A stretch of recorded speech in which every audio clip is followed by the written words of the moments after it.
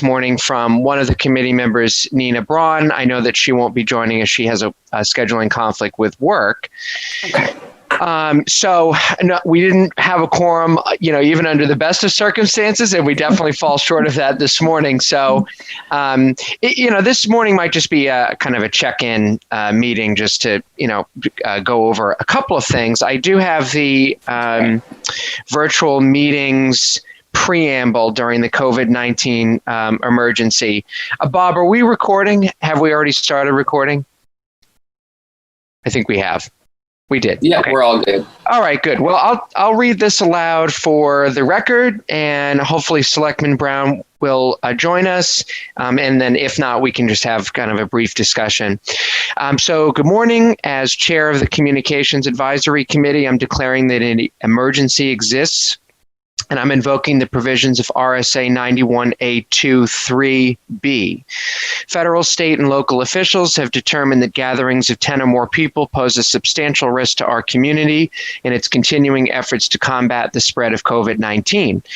In concurring with their determination, I also find that this meeting is imperative to the continued operation of town government and services, which are vital to public safety and confidence during this emergency.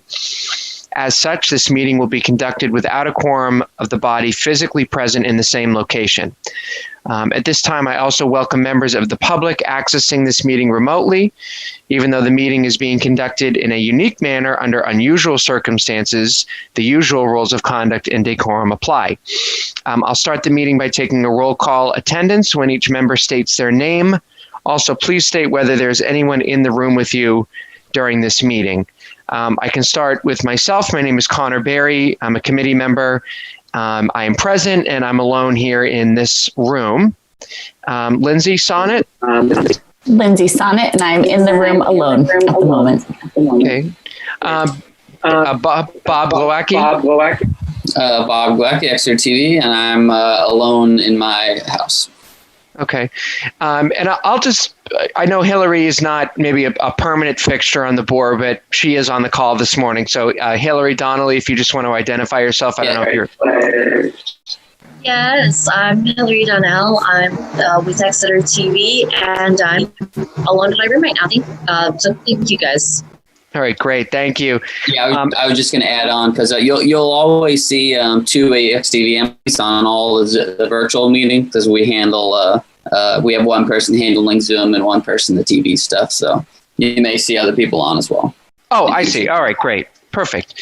I know that I do not see Selectman Darrell Brown. I know that he is the designee from the Select Board to advise the committee. I don't think he's present this morning. And I know that Nina Braun is another committee member, and she's not present this morning, and we did get notification ahead of time that she wasn't going to be here.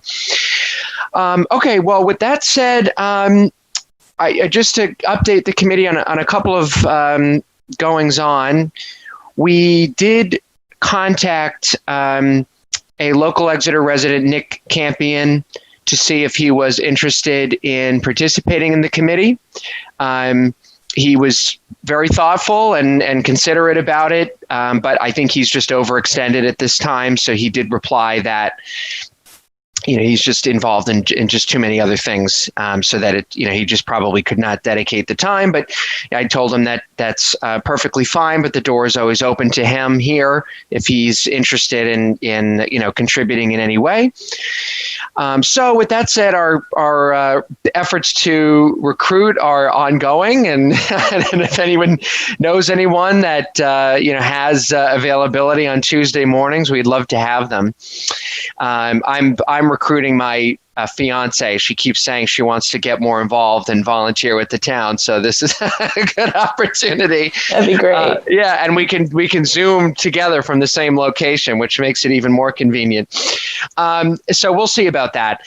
I did, just as far as the survey is concerned, I did not have an opportunity to submit any additional material to Bob. It's just been kind of a crazy last 2 weeks with work, and I'm trying to finish up a master's degree program.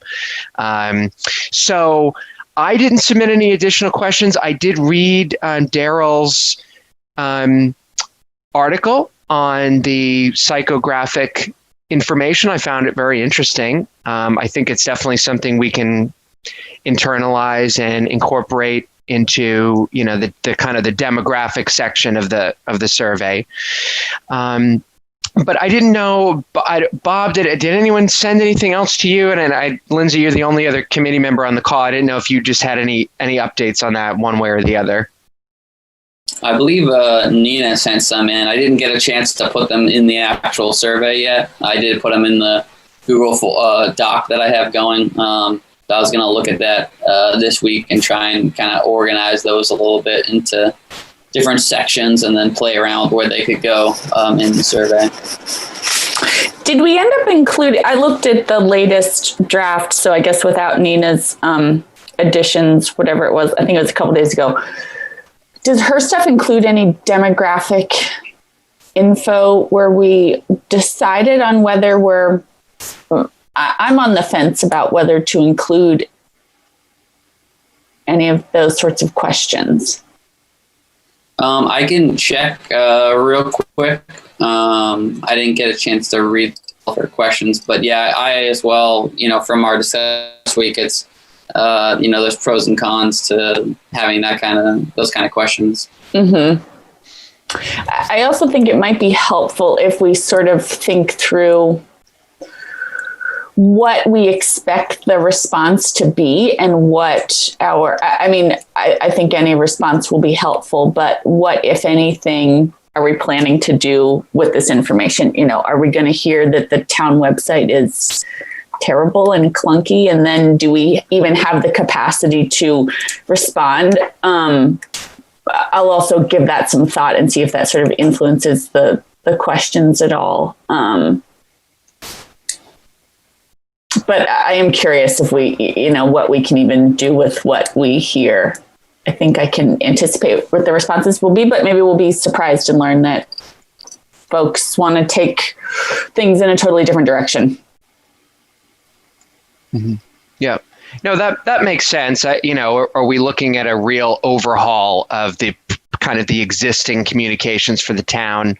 Probably not. If there's improvements we can make, sure. Or if there's something new we could try, then sure. But no, I agree that, whatever results we get, I think needs to be, looks like someone maybe popped on. Oh, there he is. Okay. Daryl. Good morning, Selectman Brown. So I'll just, for the record, it looks like you're here. Are you alone there where you are? I don't know if maybe he can't hear us.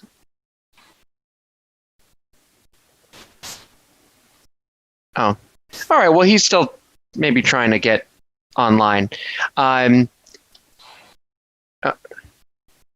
think you're muted. I think you're still muted.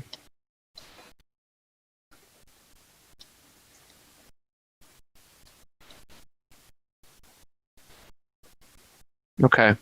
Well, maybe he can hear us. It looks like he might be calling in from a phone separately.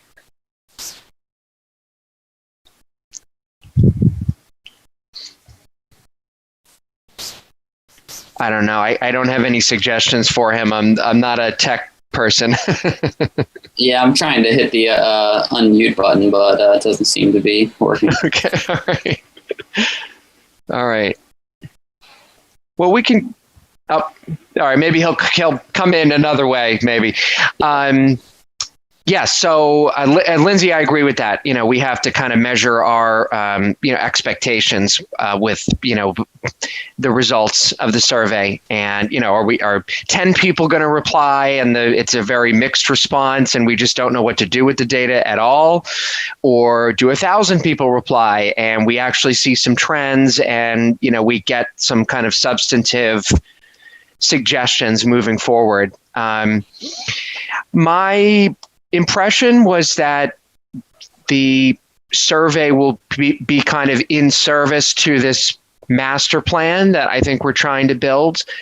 And I think if there's any sort of helpful data we can get from a survey, it just might help us, get kind of in the right direction with that. Because I think forming a master plan, I don't know if there is a working draft out there. Bob would probably know. Like, where do you even begin with something like that? You mean like a work plan for this committee? Yes, or I think it might have been, even more like a master plan that we submit that all of the, municipal boards and departments can look to for best practices. I see. I see what you mean. And even, if we can make a recommendation about, in particular, like consolidating all of the various Facebook pages into something more streamlined, if that's something that we could do. Is that right, Bob? Communications guidelines for the town. Is that what you're sort of saying? Yes. Okay, cool. I think if I understand what we've been talking about, I think that's the plan with what we get from the survey. I did try and go back and see like what we have, and other than my drafts for kind of an Exeter TV communication, like sort of master plan, like where do we see that going, which is in draft form at this point. I went through the master plan and searched for like very communicate, that kind of stuff, and I did like social media, and I tried to take excerpts from the master plan, and there wasn't a communication section, but every objective part of it was communication in the master plan. So if you haven't like looked at the actual town master plan, that's something that would be interesting, and I can send you guys kind of the Google Doc that I have, where I kind of just said like page 9, maintaining a high quality of Exeter will continue to be more complex as time goes on. Effectively sharing information among municipal departments, boards, and communities, et cetera, will require continued commitment, innovative procedures, investments, and technology. So there's like excerpts like that show, they're thinking about communication, but there's no specifics really. It's kind of like it more speaks to the goals of communications and why communicating is important, but not how to do it. So that's, I guess, where this committee will come in to play, is how do we accomplish those goals and objectives through what means. Cool. Sounds like that's greatly needed. Is there going to be any buy-in from the departments, Bob? I think they'd be interested. It's, I think it will come down to who is to do the communicating. That's one sticking point, I think, that I have, because everyone, feels, they're doing a lot of different stuff, different tasks. And, as technology evolves, everyone's always asked to do more and more. So trying to find some solution that's both easy for town staff, but also effective at communicating is going to be the balanced act, I guess. Right. Well, we can give it our best shot.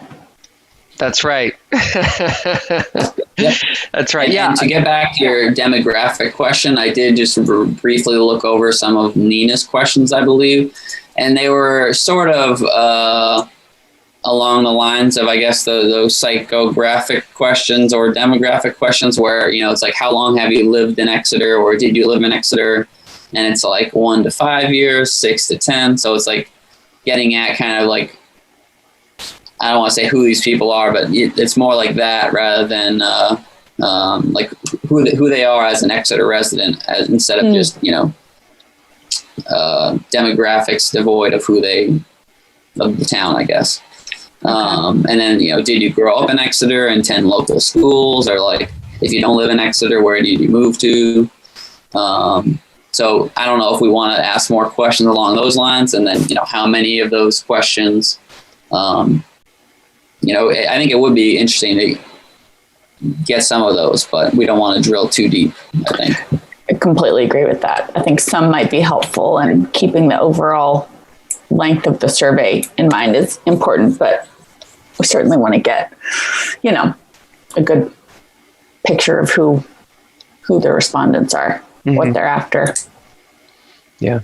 Yeah, it just might be interesting to know, with respect to the people that don't live in Exeter but are still interested in taking the survey, how do they engage with the town? Which services, if any, do they use? Do they come to use the tennis courts at the Parks and Recs department? Do they patronize local restaurants or businesses? I don't know. It might just be interesting to know, well, if you don't live in Exeter, but you're interested enough to go out of your way to take this survey, then how do you interact with the town? And, we're interested in those people too, because obviously, the town communications aren't just going to the residents, it's going to people to attract more people into town. That's all really interesting. So good. So that's great that Nina made some progress on the demographic or psychographic questions. So I'd be interested to see those. I'd be interested to see what she submitted, and maybe we can all kind of look at that and expand upon it, or drill it down further.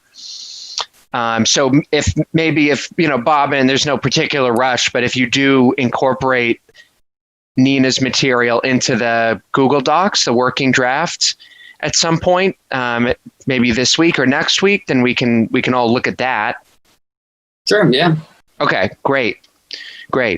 And unfortunately, I just don't have too much else to add myself, because I just haven't, really had an opportunity to do much drafting questions this week. Okay, well, that would be great. That would be very helpful. And I really did enjoy reading the article that Daryl sent along. I think it was an interesting perspective that, obviously hearing from the tech gurus themselves that, just the demographic information just doesn't help branding. It just doesn't help from a marketing perspective. It just doesn't pair goods and services with the right people all the time. Okay, great. Okay, so we can do all of that, and we can kind of follow up and just review what Nina contributed, and then we can circle back with all of that at the next meeting. Does anyone, just before we move on to any other business, and again, I was hoping it could just be a brief meeting this morning, so I certainly don't want to rush anybody. If anyone had anything else to say on this. Okay. I'm good. No, I think it was something I happened to be on the select board meeting, a Zoom call, actually last night. And I think there was, and Bob, you can speak to this, that there was some ongoing efforts to communicate to voters for both the primary election and the general election in November, that there are going to be, major modifications to the way voting is done. I didn't know if you're in touch, Bob, with what I think is the town moderator is sort of heading this up. It was. I watched that too. Okay. Is there anything, can we be helpful there? You raised a really good point. Yeah. So, we're at Exeter TV, we're really going to try to stress this as much as possible, what the moderator was kind of saying. I didn't hear what he said last night, but I did already meet with him last week, and we filmed what would have been a PSA about the voting, but then I think some of the information changed because it's rapidly changing. So I think with what most people see as an important election, and it's so we're going to try to do our best to get out information, hopefully on a weekly basis. Unfortunately, the person who put together our weekly report, which comes out every week, is taking a position at the high school, so that show is going to be taking a hiatus. So we're still going to try and get out short videos, like updates, probably every week. And I think anytime there's updated information, we're going to make some sort of video about it.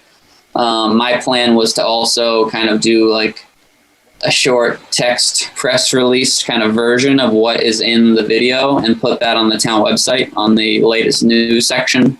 And then it could be good if someone on the committee, like we did for the Warren article videos, maybe reached out to the newsletter and help to kind of facilitate that if Paul Scafidi, the town moderator, hasn't already done so. So I know they're going to be rerouting traffic. There's going to be a mask, no mask. There's going to be 2 separate entrances. There's going to be pens for individual people. There's lots of different things that are changing. Right. To get Paul that info out and get people's perspective.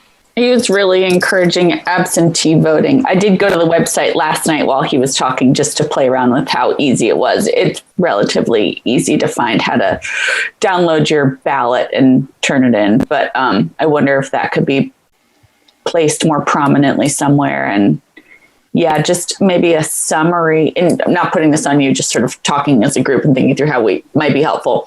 Summarizing just all those new steps that are going to be in place. He was saying like no hand sanitizer because that got on the ballots last year and created a jam in the machines and just all these crazy things, important things.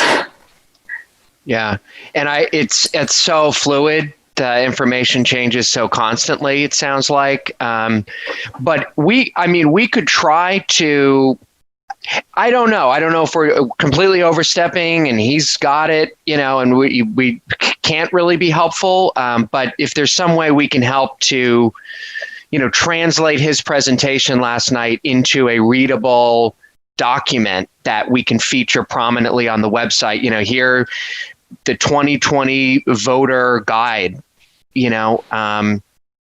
just to make people aware, first and foremost, we are encouraging absentee ballot voting. Here's how you do that.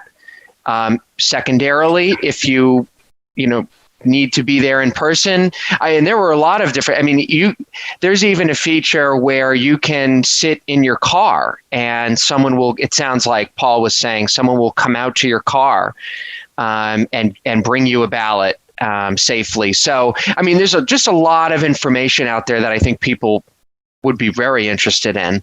Mm-hmm. And with that last one, I know, in case anyone's watching, they're definitely not promoting that as the ideal way to go, because that would really slow down the process quite a bit, probably. Mm-hmm. But if you physically have the need to not go inside, they're not promoting drive-in voting for normal everybody. Like it would be a big challenge. Yeah, it would be a challenge. Big undertaking. But they are really pushing absentee voting to help the whole process go smoother. And we're going to try to hopefully, on top of the kind of the topics that we're kind of break down, and if you guys think of other things, that'd be great. One is like the physical setup. We're going to try and get that information out.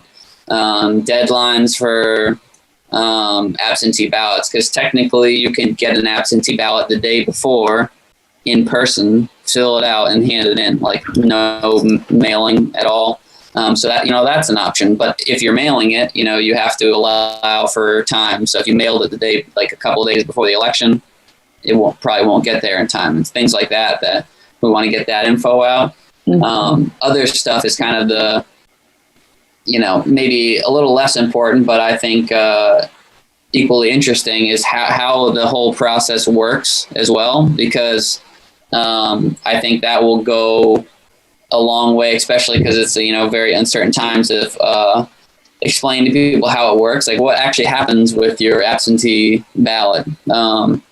So they get them all and they can't start counting them until polling day. That's when they start. So if to understand that the results might not come out till midnight, 1 a.m. to something like that, because they have to sit there and count them all. And call them I think that's really important info.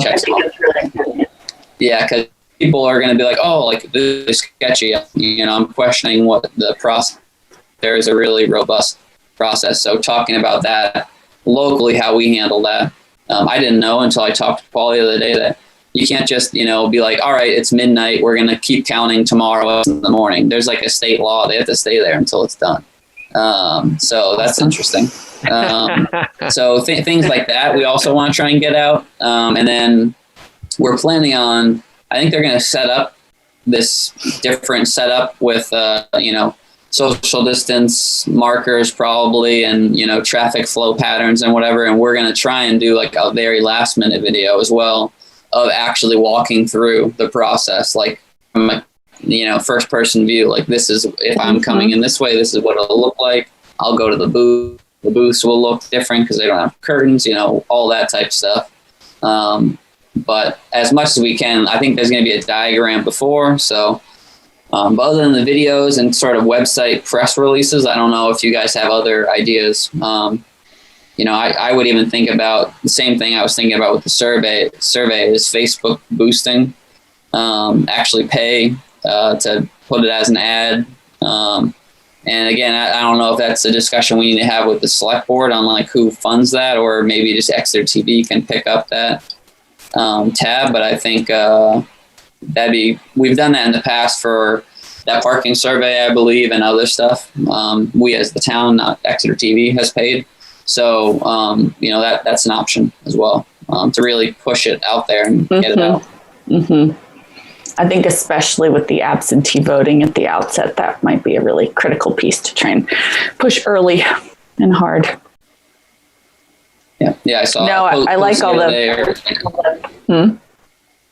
I was going to say that, a lot of people don't know the deadlines and stuff. So, I saw something the other day, think about election day it's the end of October, really, if you factor in all of the mailing, requesting your ballot be mailed to you and then mailing it back. So it's sooner than people think. Mm-hmm. Yeah. It is. And I know there was a point made about particularly the primary election. There's a federal holiday on that Monday before the Tuesday voting day. So town employees won't be working. And, there's just something to consider with the mail-in votes that it actually, they won't. Is that Labor Day? I believe, yeah, I think that's what Paul said. They will be there on Labor Day, as far as I know. They will. Just okay. The town clerks for absentee ballots exclusively, pretty much. So you could go in. I don't want to say this for sure, but that's one thing we're going to communicate out if it's true. But last time I spoke with the town clerks, that's what's going to happen. Okay. Well, Bob, would it be helpful for us, for this committee, to have a meeting in the nearer future with maybe Paul, or, to follow up on this? I mean, I'm just trying to think, is there any way that we can be helpful, just from a volunteer capacity, or? Yeah, I mean, if you guys wanted, it could just be our next regular scheduled meeting, maybe invite them and, brainstorm with them. They're on a meeting, what, they'd want to do for communication, beyond what they already have planned.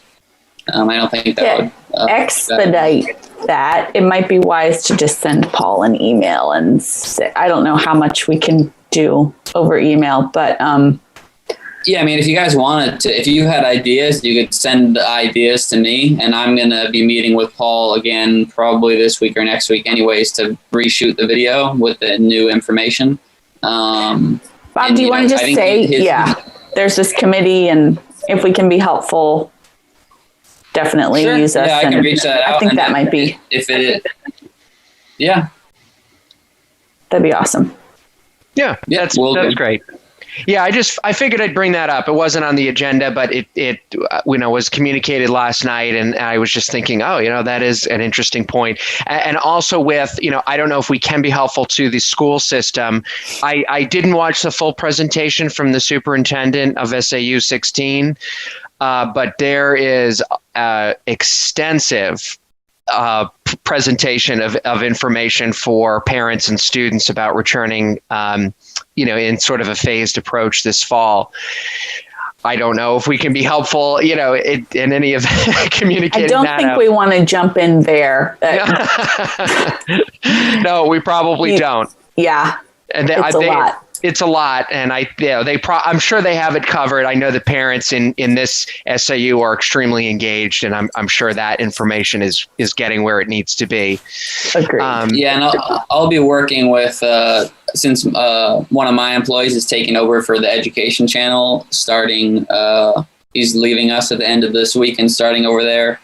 in August. So I'll be working with him. Any information that's kind of cleared from them, we'll be making sure that gets on our like channel slideshow and in our weekly updates on the video side at least. And I mean, I'm sure we could probably put something on our COVID information page, just linking them to their information. We wouldn't want to go publishing anything ourselves, but linking back to their stuff. If people go to the town to look for it for some reason, we could at least push them in the right direction. Okay. Yeah. Yeah, so some of these efforts are, I guess, just making the existence of this committee known to, the various, entities in town, just to, kind of see if we can be helpful and not to take on too much additional work. But if there's, something we can do, I know we have some good people on the board, so on our committee. So, okay, great. That was just a few miscellaneous items that I wanted to bring up. I didn't know if there was any other business from anybody, either, I guess, Bob or Lindsay. Nothing from me, but thanks for bringing up that voting stuff. It's obviously a huge thing. And Oh, you know what I should do? We didn't get to do this at the beginning of the meeting. I had distributed notes from our prior meeting. I didn't know if everyone had an opportunity to review them. I don't know if we have to vote to adopt them. We certainly don't have a quorum, but I guess if Bob and Lindsay, did you get an opportunity to review those? Did they look fine to you?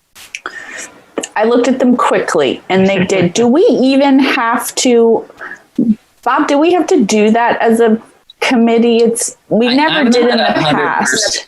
Yeah, I'm not 100% sure on the process. I can follow up with Russ on that. I believe minutes have to be drafted. They don't have to be approved, but something has to get posted on the town website. So whether it's in the draft form or approved, that gets sent over to Pam and put up on the minutes. One of us could follow up with Russ. I feel like you're taking on a lot of our communications. How about if one of you guys wouldn't mind doing that. Do we? Yeah, cool. Yeah, I could do that too. Or Lindsay, do you have his email? I just don't have his email. I do have it. Yeah. Okay. Yeah. If you don't mind, just so we know what to do moving forward. And I don't mind, taking a few minutes and drafting notes. It's not, that's not a big deal. But if we don't need to do it, then certainly then there's no need. Right. Okay. Excellent. So great. Well, then we can follow up on that. We can follow up on the incorporation of Nina's material into the survey questions. And then we can follow up, Bob, if, we can be helpful to the town moderator with communicating the modifications to this year's voting. Just let us know. Should we push out the next meeting a little farther into August? 2 weeks from now would be the 11th. 3 weeks from now would be the 18th. Does the 18th work for people? 4 weeks from now would be the 25th. Let's do either the 11th or the 18th. Okay. It feels like there's a lot of sort of stuff, especially going into the fall. And I was the one that said I didn't want to meet more than once a month, but it feels like maybe we should meet sooner rather than later. So 18th works for me. Okay, well, let's do the 18th. That can be our August meeting. And then if we, determine that we need to meet before then, fine. But then otherwise we can look into like September. But does that work for you, Bob, the 18th? Yeah, it should probably. Okay, so I will send out an email reminder and I can draft up an agenda and we can plan to meet again on the morning of Tuesday, August 18th at 9 a.m. And I'm assuming we're going to be doing it via Zoom again, which is perfectly fine. So great. I can send out a follow-up email to all the committee members. I will draft up just a quick summary of today's meeting and some notes, and I will distribute an agenda for everybody to review before next month's meeting. So I wish you all well. And did anybody else have anything else before we adjourn? Not from me. All right. Well, great. Well, I hope you. Thanks for doing all that. Yeah, that's great. I hope you both take care and we'll talk